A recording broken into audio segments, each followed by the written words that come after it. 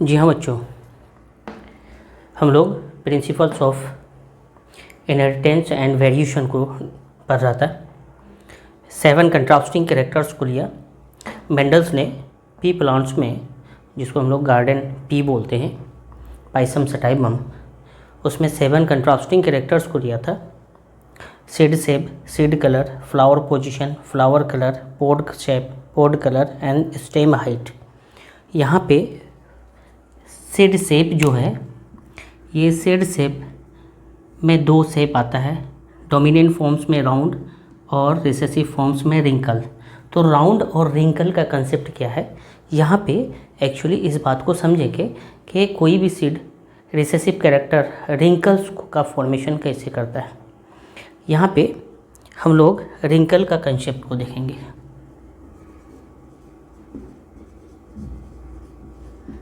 क्यों रिंकल होता है, कहने का मतलब राउंड इस तरह से गोल गोल या फिर इस तरह से रिंकल फॉर्म में क्यों होता है, इस तरह से। तो यहाँ पे एक एंजाइम्स होता है, स्टार्च ब्रांचिंग एंजाइम्स। कौन सी एंजाइम्स? Starch branching enzymes. इसी की कमी से क्या होता है, जो शुगर है वो स्टार्च में कन्वर्ट नहीं हो पाता है। शुगर फॉर्मेशन फोटोसिंथेसिस में होता है, इसका कन्वर्जन होता है किसके प्रेजेंस में? स्टार्च ब्रांचिंग एंजाइम के प्रेजेंस में ये कन्वर्ट होता है शुगर से स्टार्च में। जब ये एंजाइम कम होगा तो शुगर का लेवल बढ़ेगा, क्योंकि ये स्टार्च में कन्वर्ट नहीं होगा। देखते हैं रिंकल का कंसेप्ट को। यहाँ पे इस तरह से डिफिशियंसी होती है एक एंजाइम्स की डिफिशियंसी होती है, एंजाइम की डिफिशियंसी होती है। और ये एंजाइम्स कौन सा है? स्टार्च ब्रांचिंग एंजाइम्स, SBE है। क्या है? एंजाइम्स कौन है? SBE एंजाइम्स है, स्टार्च ब्रांचिंग एंजाइम्स। लिख दूं क्या? Starch branching enzyme, starch branching enzyme. इसकी जब डिफिशियंसी दैट मीन्स कमी हो जाती है तो एक्चुअली क्या होता है, शुगर जो कि कन्वर्ट होता है स्टार्च में, ये नहीं हो पाता है। दैट मीन्स शुगर का लेवल बढ़ जाएगा। जब ये एंजाइम की कमी हो जाएगी तो इसका कन्वर्जन इसमें नहीं होगा, स्टार्च की कमी हो जाएगी और शुगर लेवल बढ़ जाएगा। शुगर लेवल बढ़ जाएगा इस तरह से। शुगर लेवल जैसे ही बढ़ेगा तो क्या होगा, हाई ऑस्मोटिक प्रेशर हो जाएंगे। ऑस्मोटिक प्रेशर क्या हो जाएगा? ऑस्मोटिक प्रेशर क्या हो जाएगा? हाई हो जाएगा। ऑस्मोटिक प्रेशर हाई हो जाएगा, शुगर लेवल इंक्रीज कर गया है, ऑस्मोटिक प्रेशर हाई हो जाएगा। वाटर पोटेंशियल जस्ट उल्टा होता है, इस वजह से वाटर पोटेंशियल डिक्रीज़ कर जाएगा। क्या हो जाएगा? वाटर पोटेंशियल डिक्रीज़ कर जाएगा। इस तरह से जैसे ही वाटर पोटेंशियल डिक्रीज़ करेगा, एब्जॉर्प्शन ऑफ वाटर होगा और ये जो सीड शेप है ये क्या होगा, पानी एब्जॉर्ब करेगा। वाटर पोटेंशियल जैसे ही डिक्रीज़ करेगा, दैट मीन्स ये जो सीड शेप है इनके सेल्स, पानी की कमी होगी, है ना, तो पानी को ये एब्जॉर्ब करेगा। Water potential decrease, water absorption increase. Absorption water अगर होगा, इंक्रीज हो जाएगा। क्या करेगा? एब्जॉर्प्शन होगा। किसका एब्जॉर्प्शन होगा? वाटर का एब्जॉर्प्शन होगा। वाटर का एब्जॉर्प्शन जैसे ही होगा तो जो पॉड सीड शेप है उनके सेल हैं वो क्या हो जाएंगे? टर्जिड हो जाएंगे। क्या हो जाएंगे? टर्जिड हो जाएंगे। जैसे ही टर्जिड होगा तो शेप कैसा होगा? फूला फूला। कैसा होगा? बड़ा बड़ा सा। जैसे ही ये टर्जिड होगा तो ये बड़ा बड़ा सा होगा यंग स्टेज में, और जब मैच्योरिटी में आएगा यही सीड, टर्जिड सीड, जब मैच्योरिटी कंडीशंस में आएगा, मैच्योर होंगे, मैच्योरिटी में होगा तो ये पानी को बाहर फेंकेगा, डिहाइड्रेशन करेगा। मैच्योरिटी में, एट मैच्योरिटी ये क्या करेगा? डिहाइड्रेशन करेगा, पानी को बाहर निकालेगा। नहीं, मैच्योरिटी में सीड का जो शेप होता है वो सीड क्या करेगा? वो पानी को बाहर फेंकेगा। है ना, मैच्योरिटी में, तो डिहाइड्रेशन प्रोसेस होगी। डिहाइड्रेशन प्रोसेस होगा तो ये सीड क्या हो जाएंगे, श्रिंक कर जाएंगे। कैसा हो जाएगा, रिंकल फॉर्म कर लेंगे, श्रिंक हो जाएंगे। जैसे ही डिहाइड्रेशन होगा ये क्या होंगे, श्रिंक कर जाएगा, श्रिंक। और जैसे ही श्रिंक होगा सीड कोट कैसा हो जाएगा, रिंकल हो जाएगा।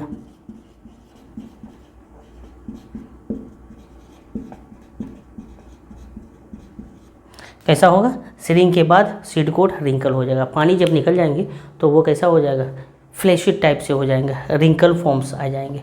इस तरह से यहाँ पे क्या होती है, ट्रेड 2 में रिसेसिव कैरेक्टर्स है। ये यंग टाइम पीरियड में कैसा होगा, ऑस्मोटिक प्रेशर घट जाएगा, एब्जॉर्प्शन वाटर का बहुत ज़्यादा करेगा, टर्जिड होगा। बट जैसे ही मैच्योरिटी में आएगा, एट मैच्योरिटी पानी को बाहर निकालेगा, डिहाइड्रेशन होगा। डिहाइड्रेशन जैसे ही होगा सीड क्या हो जाएंगे, श्रिंक हो जाएंगे।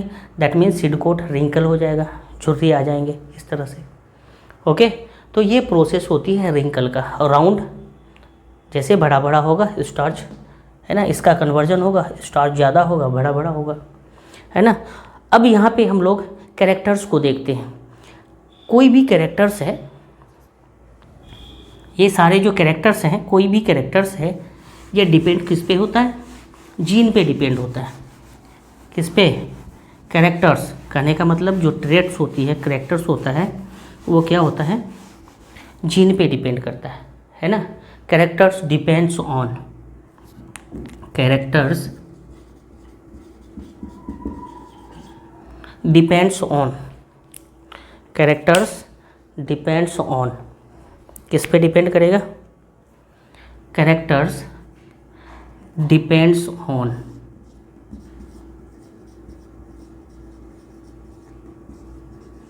किस पे डिपेंड करेगा, क्रोमोसोम पे, जीन पे। और क्रोमोसोम के अंदर, क्रोमोसोम के अंदर डीएनए है ना, डीएनए से ही क्रोमोसोम बना है। और फिर डीएनए के स्मॉल सेगमेंट कौन होंगे, जीन होंगे। दैट मीन्स जो भी कैरेक्टर्स होंगे वो किस पे डिपेंड करेगा, डिपेंड्स ऑन जीन्स। किस पे डिपेंड करेगा, जो जीन्स होंगे उसके, उस कैरेक्टर्स को, वो कैरेक्टर्स को क्या करेगा, शो करेगा। 7 कंट्रास्टिंग कैरेक्टर है, किस पे डिपेंड करेगा, जीन पे। और जीन किसका पार्ट है, क्रोमोसोम का। जीन मिल के डीएनए बनाएंगे, डीएनए मिल के क्या बनाएंगे, क्रोमोसोम्स बनाएंगे। और हेरिडिटी मटेरियल यही तो है। और ये जीन कहाँ पे पाया जाएगा, जीन मिल के क्या बनाएंगे, डीएनए बनाएंगे। और ये डीएनए, बहुत सारे डीएनए मिल के क्या बनाएंगे, क्रोमोसोम बनाएंगे। क्या बनाएंगे, क्रोमोसोम बनाएंगे। और इसी पे सारा कुछ डिपेंड रहता है। अब अगर हम लोग गार्डन पी की बात करेंगे, पाइसम सटाइवम की बात करेंगे,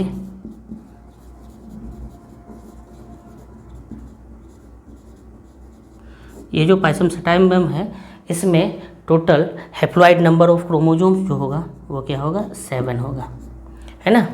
तो ये हमें कैरेक्टर्स पे बात की। हमारी जो कैरेक्टर्स होती है किस पे डिपेंड्स होता है, वो जीन पे डिपेंड होता है। जीन डीएनए का पार्ट है और डीएनए क्रोमोसोम्स का पार्ट है। और ये इस जीन को हम लोग बोलते हैं हेरिडिटी यूनिट। क्या बोलते हैं, हेरिडिटी यूनिट। सबसे छोटी यूनिट है, इकाई है, जिस पे हमारी कैरेक्टर्स क्या होती है, डिपेंड करता है। जिस तरह का जीन होगा उस तरह का हमारी कैरेक्टर्स होंगे। अब हम लोग थोड़ा सा ये 7 जो कंट्रास्टिंग कैरेक्टर्स को हम लोग बात किया, 7 कंट्रास्टिंग कैरेक्टर्स में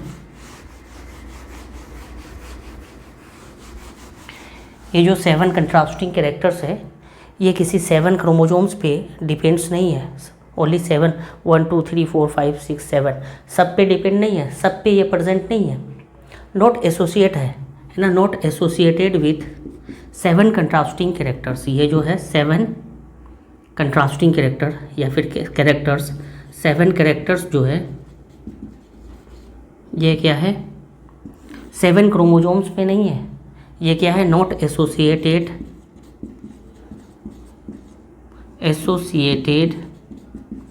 with 7 different chromosomes, with 7 different, not associated with 7 different chromosomes,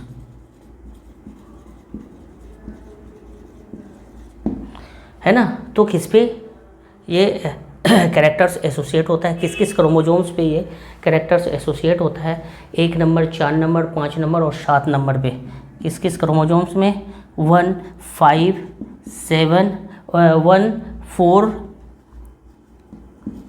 5 और 7 नंबर क्रोमोजोम्स में ये कैरेक्टर्स होती है। 7 कंट्रास्टिंग कैरेक्टर 1 नंबर पे, 4 नंबर पे, 5 नंबर पे और 7 नंबर क्रोमोजोम्स पे। इस बात को किसने बताया था? एस ब्लिक्स्ट। किसने बताया था? एस ब्लिक्स्ट ने बताया था, ये साइंटिस्ट ने बताया था। 7 contrasting character not associate with 7 different chromosomes, only presence in 1 number, 4 number and 1, 4, 5 and 7 numbers chromosomes, है ना। तो देखते हैं 1 नंबर पे कितने कैरेक्टर्स होंगे, 4 पे कितने, 5 पे कितने और 7 पे। ये जो 1 नंबर क्रोमोजोम्स हैं इसमें 2 कैरेक्टर्स होते हैं, seed colour, flower colour. 4 number chromosomes पे 3 कैरेक्टर्स होते हैं, फ्लावर पोजीशन, पॉड शेप और स्टेम हाइट। 5 नंबर पे एक ही कैरेक्टर्स होती है, पॉड कलर। और 7 नंबर क्रोमोजोम्स में सीड शेप, यहाँ पे कौन सी कैरेक्टर होती है? Seed shape. तो हम लोग देखते हैं क्रोमोजोम नंबर, क्रोमोजोम को इस तरह से लिखते हैं, chromosome number and characters. 7 number chromosome number और कैरेक्टर्स। 1 नंबर जो क्रोमोजोम है, 1 नंबर क्रोमोजोम्स पे 2 कैरेक्टर्स हैं, 2 कैरेक्टर्स में कौन कौन सा कैरेक्टर्स है? एक तो है सीड कलर और फ्लावर कलर। क्या है? सीड कलर और दूसरा क्या है? Flower colour. ये 2 कैरेक्टर्स हैं। 3 नंबर नहीं, 4 नंबर, 1, 2, 3, 2, 3 में कोई भी कैरेक्टर्स नहीं है। 4 नंबर पे 3 कैरेक्टर्स हैं, 4 नंबर क्रोमोजोम्स पे, 4 नंबर क्रोमोजोम्स पे 3 कैरेक्टर्स हैं। क्या क्या कैरेक्टर्स है देखते हैं। पहला जो कैरेक्टर्स है फ्लावर पोजीशन। क्या है? Flower position. दूसरा जो कैरेक्टर है पॉड शेप। क्या है? Pod shape. और तीसरा जो कैरेक्टर है पॉड शेप के बाद स्टेम हाइट। क्या है? Stem height. ये कैरेक्टर्स हैं, 3 कैरेक्टर्स, है ना। 4 नंबर क्रोमोजोम्स में, 5 में एक क्रोमोजोम, 5 नंबर क्रोमोजोम्स में, 5 नंबर क्रोमोजोम्स में कितने कैरेक्टर्स हैं? 1 कैरेक्टर्स है 5 नंबर क्रोमोजोम्स में। क्या? 1 कैरेक्टर। 5 नंबर में 1 कैरेक्टर और एक कैरेक्टर कौन है? Pod colour.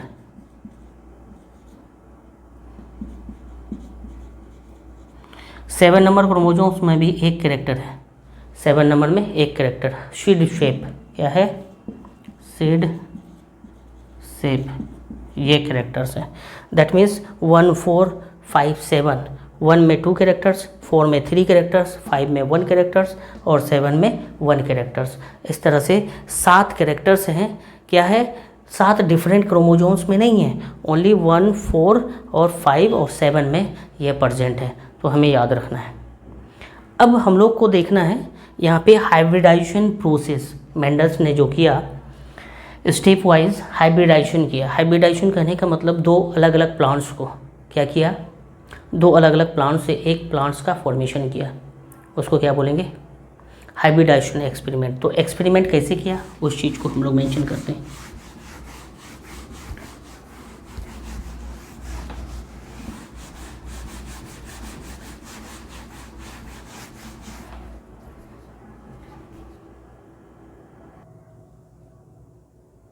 नेक्स्ट हम लोग देखेंगे hybridisation process.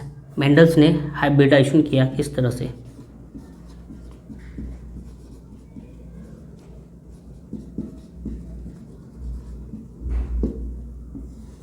Hybridisation cross pollination करते हैं, क्रॉस फर्टिलाइजेशन करते हैं, है ना।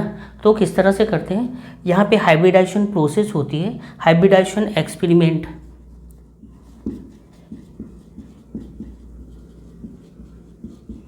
हाइब्रिडाइजेशन एक्सपेरिमेंट में मेंडल्स ने 3 स्टेप्स को लिया, 3 स्टेप्स को लिया। क्या क्या स्टेप्स लिया? पहला स्टेप जो है selection of parents, selection of parents. दूसरा जो स्टेप्स है यहाँ पे, selection of parents and then cross pollination among themselves, एक दूसरे के बीच में क्रॉस पोलिनेशन करना, cross pollination among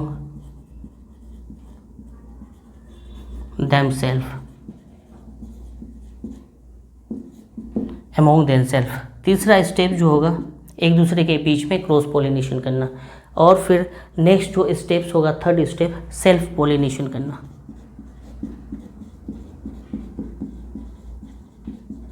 self pollination करना। इस तरह से 3 स्टेप्स हाइब्रिडाइजेशन में मेंडल्स ने क्या किया, एक्सपेरिमेंट में किया।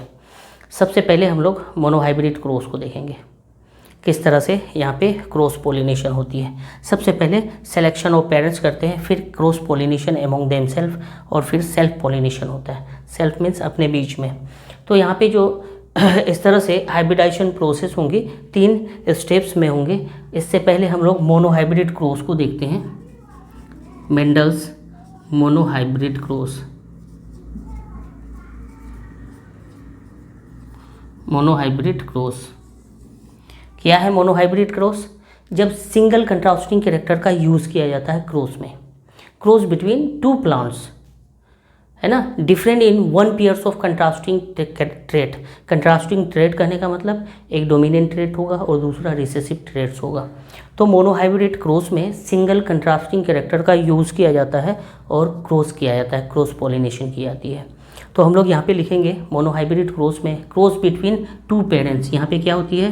क्रॉस होती है, cross between 2 parents, 2 parents, 2 parents के बीच में क्रॉस होती है। Different in 1 pairs of contrasting trait, है ना, 1 पेयर ऑफ कंट्रास्टिंग कैरेक्टर्स होती है, 1 pairs of contrasting trait. Trait means character. 1 pair of contrasting trait होती है और इसके बीच में क्रॉस होती है ना, क्रॉस बिटवीन 2 पेरेंट्स। और 2 पेरेंट्स का जो कैरेक्टर्स होता है कंट्रास्टिंग होता है, एक लंबा तो एक नाटा, टॉल, ड्वार्फ। ओके, फ्लावर के पोजीशन को अगर देखेंगे तो टर्मिनल, एक्सियल, टर्मिनल, एक्सियल पे एक्सियल और टर्मिनल 2 पोजीशंस होंगे, है ना। तो 7 कंट्रास्टिंग कैरेक्टर है, उनमें से एक कैरेक्टर्स को as a dominant, as a recessive, है ना, 2 पेरेंट्स का यूज़ करते हैं। सेक्सुअल मोड ऑफ रिप्रोडक्शन होगा, क्रॉस पोलिनेशन होगा, तो यहाँ पे 2 पेरेंट्स इन्वॉल्व होते हैं। तो इस तरह से मोनोहाइब्रिड क्रॉस क्या होती है? सिंगल कंट्रास्टिंग कैरेक्टर्स को लेके यहाँ पे क्या होता है? क्रॉस किया जाता है। 2 पेरेंट्स इन्वॉल्व होते हैं और 1 पेयर ऑफ कंट्रास्टिंग कैरेक्टर्स होता है। देखते हैं कंट्रास्टिंग कैरेक्टर कैसे होता है। तो कैरेक्टर्स को अगर देखेंगे, जैसे हम लोग कंट्रास्टिंग कैरेक्टर या फिर ट्रेट की बात करते हैं, ये कंट्रास्टिंग किस फॉर्म में होगा, है ना। तो कोई भी कैरेक्टर है, इस कैरेक्टर्स को हम लोग स्टेम हाइट को पहले देखते हैं। स्टेम हाइट, ये जो स्टेम हाइट है, ये इनके 2 कंट्रास्टिंग ट्रेट होंगे। क्या क्या कंट्रास्टिंग ट्रेट होगा? कंट्रास्टिंग ट्रेट्स में एक टॉल होगा, है ना, और एक ड्वार्फ होगा। फर्स्ट ट्रेट को अगर देखेंगे, ट्रेट 1 और ट्रेट 2, कंट्रास्टिंग ट्रेट 1 पेयर है ना, तो 1 पेयर कंट्रास्टिंग ट्रेट होगा फर्स्ट ट्रेट, और दूसरा होगा सेकंड ट्रेट। इस तरह से फर्स्ट ट्रेट में डोमिनेंट कैरेक्टर्स को लिया जाता है टॉल, और सेकंड ट्रेट में रिसेसिव को लिया जाता है ड्वार्फ। इस तरह से टॉल एंड ड्वार्फ को इस तरह से लिया जाता है। ये सिलेक्शन ऑफ पेरेंट्स होता है, trait 1 dominant trait, trait 2 dwarf recessive trait, और ये मेल से, ये फीमेल से, इस तरह से लिया जाता है। और सिलेक्शन करके पेरेंट्स का सिलेक्शन करते हैं, फिर इसको क्रॉस पोलिनेशन करते हैं, फिर F2 जनरेशन के लिए सेल्फ पोलिनेशन करते हैं। तो यहाँ पे हम लोग देखते हैं किस तरह से आगे फर्दर प्रोसेस करते हैं। सबसे पहले हम लोग क्या करते हैं? पेरेंटल जनरेशन को सेलेक्ट करते हैं, है ना। ये हाइब्रिडाइजेशन के लिए, मोनोहाइब्रिड में हमें समझ में आया। यहाँ पे क्या होती है, यहाँ पे इस तरह से मोनोहाइब्रिड क्रॉस में सिंगल कंट्रास्टिंग कैरेक्टर्स को लिया जाता है, 1 pair of single contrasting trait को लिया जाता है। इस तरह से सिंगल कंट्रास्टिंग ट्रेट, ये टॉल ट्रेट और ये ड्वार्फ ट्रेट। ओके, इस तरह से लिया था। तो यहाँ पे एक पॉइंट हम लोग लिखेंगे, क्या बोलेंगे, व्हेन वी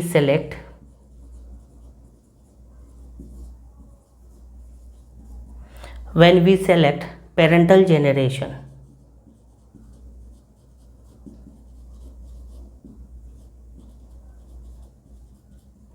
जब हम पेरेंटल जनरेशन को सेलेक्ट करते हैं, then we select pure line, then we select pure line, या फिर प्योर लाइन को हम लोग बोलते हैं true breeds,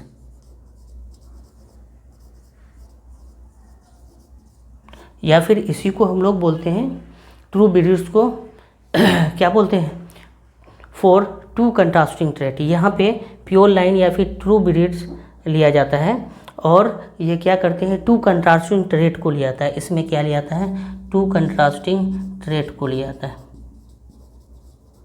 contrasting trait. Trait means character, contrasting characters में टॉल ड्वार्फ, ये कंट्रास्टिंग ट्रेट हुआ है ना। ट्रेट 1 में टॉल, ट्रेट 2 में ड्वार्फ, तो ये कंट्रास्टिंग ट्रेट का यूज़ किया जाता है। When we select parental generation, सबसे पहला प्रोसेस होता है हाइब्रिडाइजेशन का, सिलेक्शन ऑफ पेरेंट्स। तो यहाँ पे जो सिलेक्शन ऑफ पेरेंट्स होता है, यहाँ पे सिलेक्शन प्योर लाइन का करते हैं, प्योर ब्रीड का करते हैं, pure tall, pure dwarf, male as a pure tall या फिर female as a pure dwarf, इसका यूज़ किया जाता है। उसको हम लोग प्योर लाइन या फिर ट्रू ब्रीड बोलते हैं। यहाँ पे दो कंट्रास्टिंग कैरेक्टर का यूज़ किया जाता है। पेरेंटल जनरेशन को हम लोग देखते हैं, और फिर क्रॉस कैसे होता है वो सारी चीज़ें देखते हैं मोनो हाइब्रिड में। ओके, मोनो हाइब्रिड में इस तरह से क्या किया जाता है, कंट्रास्टिंग ट्रेट लिया जाता है, टॉल एंड ड्वार्फ, इस तरह से trait 1, trait 2, as a male, as a female, as a female, as a male, कुछ भी ले सकते हैं, कोई दिक्कत नहीं। रेसिप्रोकल क्रॉस यहाँ पे करा सकते हैं। As a female bisexual flower है, तो बाइसेक्सुअल फ्लावर में एंडोसियम, गाइनोसियम, कैलिक्स, कोरोला, ये सारी चीज़ें होंगी। कैलिक्स होंगे, कोरोला होंगे, एंडोसियम एंड देन गाइनोसियम, इधर से होगा एंडोसियम एंड देन गाइनोसियम, ये बाइसेक्सुअल फ्लावर्स होंगे। तो इस तरह से फीमेल, लेकिन इसको क्या करना है, ये जो फीमेल प्लांट्स लिए हैं, है ना, बाइसेक्सुअल फ्लावर्स है, इसको एज ए फीमेल लेंगे तो एंथर को हम लोग रिमूव करते हैं, जिसको इमेस्कुलेशन बोलते हैं। बट यहाँ पे मेल जो है, मेल को इस तरह से, मेल में भी क्या होगा, गाइनोसियम होंगे, कैलिक्स होगा, है ना, कोरोला होगा, एंडोसियम एंड देन गाइनोसियम। यहाँ पे गाइनोसियम का कोई फंक्शन नहीं है। यहाँ से पोलन ग्रेन को लिया जाएगा इसके गाइनोसियम में, दैट मीन्स, है ना, स्टिग्मा वाला पार्ट पे इसको क्या किया जाता है, डस्टिंग किया जाता है, फर्टिलाइज किया जाएगा इसको। तो एज ए फीमेल इसको बनाने के लिए एंथर पार्ट को बड कंडीशंस में ही रिमूव करते हैं। इस कंडीशंस को बोलते हैं क्रॉस पोलिनेशन। क्या बोलते हैं, क्रॉस पोलिनेशन। तो यहाँ पे ट्रेट 1 ट्रेट लेके, है ना, प्योर ट्रेट को लेते हैं और दूसरा ट्रेट लेते हैं रिसेसिव ट्रेट को। इस तरह से हम लोग क्रॉस करते हैं। आफ्टर क्रॉस क्या होता है, क्रॉस पोलिनेशन करते हैं। क्या करते हैं, क्रॉस पोलिनेशन, है ना। तो क्रॉस पोलिनेशन के लिए सबसे पहले हमें फीमेल, इस ये जो प्लांट लिए हैं, एक प्लांट को क्या करना, बाइसेक्सुअल प्लांट अगर होगा तो उसका एंडोसियम को हटाना होगा, एज ए फीमेल करना होगा, तभी यहाँ पे क्या होगा, इसका पोलन ग्रेन इस पे डस्टिंग होगा, अदरवाइज सेल्फ पोलिनेशन हो जाएगा। हमें करना क्या है, हाइब्रिडाइजेशन करना है। हाइब्रिडाइजेशन का मेन जो पहला स्टेप है, selection of parents. Selection of parents कर लिए, कंट्रास्टिंग कैरेक्टर को ले लिए। Cross pollination among them self, इनके बीच में क्रॉस पोलिनेशन करवाएंगे। क्रॉस पोलिनेशन करवाएंगे तो एज ए फीमेल एक प्लांट को लेना पड़ेगा, तो मेल पार्ट को रिमूव करना पड़ेगा बड कंडीशन में, और उस कंडीशंस को क्या बोलते हैं, इमेस्कुलेशन बोलते हैं। क्या बोलते हैं, emasculation, removal of anther in bud condition, उसको बोलते हैं इमेस्कुलेशन। इमेस्कुलेशन करने के बाद इस फ्लावर को क्या किया जाता है, बैगिंग कर देता है, बैगिंग कर दिया जाता है। क्यों किया जाता है, बैगिंग कर दिया जाता है क्योंकि अदर कहीं से, किसी अदर फ्लावर से पोलन ग्रेन इस फ्लावर को फर्टिलाइज ना कर दे, इसलिए बैगिंग कर देते हैं। और फिर जब ये मैच्योर हो जाता है तो इस बैगिंग को डी बैगिंग कर देते हैं। क्या करते हैं? डी बैगिंग कर देते हैं। यह डी बैगिंग करेंगे इस तरह से। और डी बैगिंग के बाद क्या करते हैं? डस्टिंग करते हैं। यहाँ से पोलन ग्रेन को लेते हैं और इस प्लांट में डस्ट करते हैं। क्या करते हैं? Dusting of pollen grain. और फिर से री बैगिंग कर देते हैं। क्या करते हैं? री बैगिंग। इस तरह से री बैगिंग कर देते हैं, है ना। तो क्रॉस पोलिनेशन में ये जो इमेस्कुलेशन प्रोसेस होता है वेरी वेरी इंपॉर्टेंट, नीट में बहुत ज़्यादा फ्रीक्वेंटली ये पूछा जाता है। तो हमने पेरेंटल जेनेरेशन लिया, क्रॉस पोलिनेशन किया। क्रॉस पोलिनेशन के बाद जो सीड प्रोड्यूस होंगे वो F1 जेनेरेशन का सीड कहलाएगा। यहाँ पे क्या होंगे? सीड का फॉर्मेशन होगा। इस सीड को कलेक्ट करते हैं। क्या करते हैं? इस सीड को कलेक्ट करते हैं। कलेक्ट करके क्या करते हैं? इसको बोते हैं। सो इन नेक्स्ट सीजन बोते हैं। सो इन नेक्स्ट सीजन में इसको बोते हैं। तो यहाँ पे हमारा सारा जो प्लांट आता है क्या आता है? टोल आता है। क्या आता है? टोल एपियर्स होता है। टोल एपियर्स होता है। सारे प्लांट क्या होते हैं? टोल एपियर्स होता है। दैट मीन्स एक ही तरफ से यहाँ पे डोमिनेंसी आ रहा है ना। जो एज ए फीमेल हमने प्लांट लिया, जो टोल प्लांट था, टोल कैरेक्टर ही F1 जनरेशन में आ रहा है। ये जनरेशन हमारा क्या होगा? F1 hybrid. क्या होगा? F1 जनरेशन बोल सकते हैं, या फिर इसको हम लोग क्या बोलेंगे? प्रोजेनी, या फिर F1 हाइब्रिड बोलेंगे। प्रोजेनी, या फिर इसको F1 हाइब्रिड बोलेंगे, इस तरह से, है ना। और F1 जनरेशन में सारा टोल हुआ। अब इसका सेल्फ पोलिनेशन करेंगे। नेक्स्ट स्टेप क्या है हमारा? Self pollination. तो F1 का सेल्फ पोलिनेशन होगा, F2 जनरेशन फॉर्मेशन होगा। क्या होगा? इसका सेल्फिंग करेंगे। सेल्फिंग करेंगे तो यहाँ पे जो टोल आएगा ये इसका सेल्फिंग करेंगे तो हमारा सेल्फिंग के बाद सीड फॉर्मेशन होगा। क्या होगा? सीड फॉर्मेशन होगा। इस सीड का हम लोग क्या करते हैं? बोते हैं। सीड को कलेक्ट करते हैं और कलेक्ट करके इसको बोते हैं। तो यहाँ पे जो टॉल और ड्वार्फ का रेशियो आता है ये F2 में आएगा।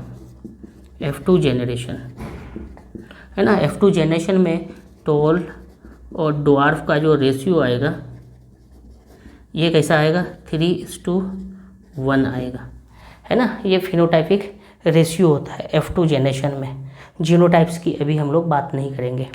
तो मोनोहाइब्रिड क्रॉस में सबसे पहले पेरेंट का सिलेक्शन करते हैं, क्रॉस हाइब्रिडाइजेशन करते हैं, F1 आता है, F1 का सेल्फिंग करके हम लोग क्या करते हैं? F2 जनरेशन फाइंड करते हैं और F2 में फिनोटाइपिक रेशियो देखते हैं।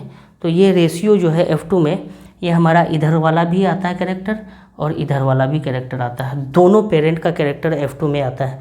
बट F1 में अगर हम लोग बात करें, सिंगल पेरेंट का कैरेक्टर यहाँ पे आता है, जो डोमिनेंट कैरेक्टर होता है सिंगल पेरेंट का F1 हाइब्रिड में। लेकिन सेल्फिंग के बाद F2 का जो फॉर्मेशन होता है वहाँ पे दोनों का कैरेक्टर अपीयर होता है। ये सबसे बड़ी बात है। ओके, इस तरह से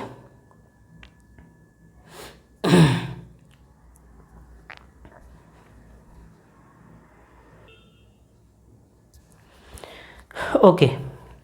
F1 में सिंगल पेरेंट का कैरेक्टर आ रहा है, F2 में बोथ कैरेक्टर आ रहा है, बोथ पेरेंट का कैरेक्टर्स आ रहा है। यहाँ पे सेंटेंस में हम लोग लिखेंगे इस तरह से, क्या लिखेंगे? F1 इन F1 में क्या आ रहा है? वन पेरेंटल ट्रेट एक्सप्रेस हो रही है, वन पेरेंटल ट्रेट एक्सप्रेस। लेकिन इन F2 जनरेशन क्या होगा? F2 जनरेशन में बोथ पेरेंटल ट्रेट एक्सप्रेस होता है, बोथ पेरेंटल ट्रेट एक्सप्रेस।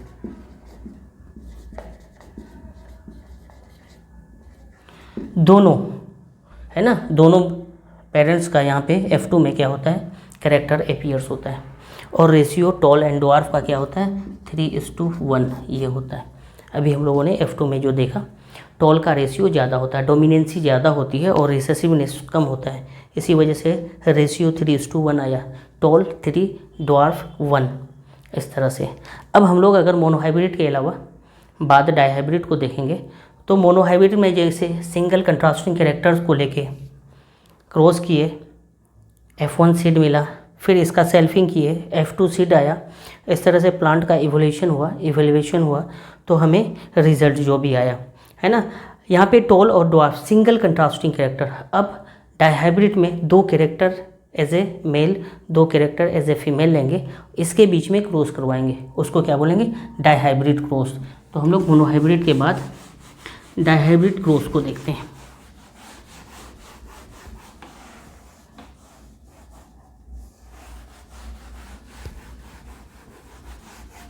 बस सिंगल ट्रेट के जगह पे वहाँ पे क्या आ जाए, सिंगल कंट्रास्टिंग कैरेक्टर के जगह 2 कंट्रास्टिंग कैरेक्टर आ जाएंगे, डाईहाइब्रिड क्रॉस।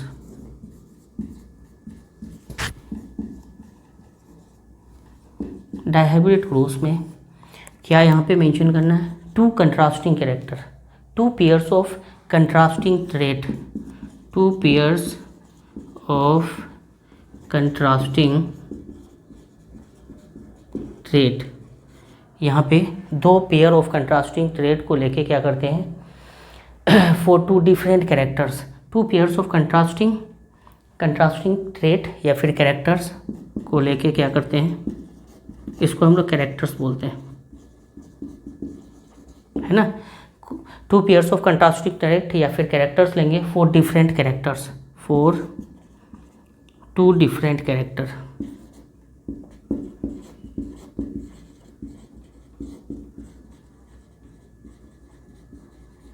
दो डिफरेंट कैरेक्टर्स लेंगे 2 pairs of contrasting trait form में। कैसे लेंगे, यहीं पे अगर ट्राई हाइब्रिड बोलेंगे तो क्या बोलेंगे, ट्राई हाइब्रिड क्रॉस।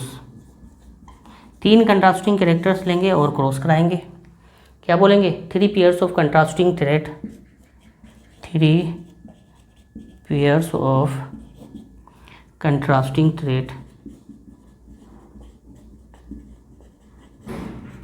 लेंगे, trait means character, 3 pairs of contrasting trait लेंगे for 3 different character, for 3 different character, जिसको ट्रेट बोलते हैं, है ना। 3 डिफरेंट कैरेक्टर्स को लेके यहाँ पे हम लोग क्या करते हैं, क्रॉस करते हैं।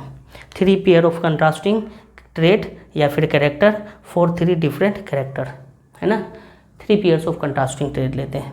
जैसे मोनोहाइब्रिड में टॉल ड्वार्फ लिए थे, तो यहाँ पे 2 कैरेक्टर लेंगे as a male, 2 character as a female. Trihybrid में 3 character as a male, 3 character as a female, और उनके बीच में क्रॉस कराएंगे, F1 आएगा, F1 का सेल्फिंग करवाएंगे तो हमारा F2 जनरेशन आएगा, और फिर इस तरह से हम लोग क्या करते हैं, इसका इवैल्यूएशन करते हैं। ओके, तो नेक्स्ट जो क्लास हम लोग करेंगे, principles of inheritance, next class करेंगे।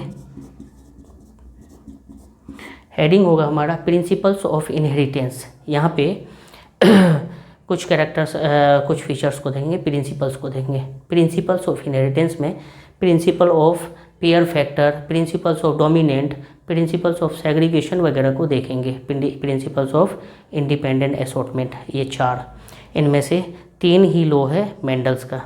फर्स्ट लॉ क्या है, डोमिनेंसी, और दूसरा लॉ है सेग्रीगेशन, तीसरा है इंडिपेंडेंट असॉर्टमेंट। तो तीनों मेंडल्स के लॉ को हम लोग देखेंगे नेक्स्ट क्लास में। Principle of inheritance, principle of inheritance.